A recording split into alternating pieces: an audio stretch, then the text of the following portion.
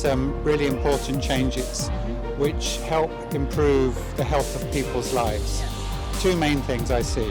One is with new health facilities like the hospital that we just visited and the new doctors that you have there. You have more services available for the population. The other major change is the growth and expansion of the health insurance, the financial protection, which reduces the financial barrier for people to access healthcare. And I see important areas around education, around agriculture, but also how to use the natural wonders of Peng Shui to attract more tourism. So I see the UN can do a lot to work with the local authorities here.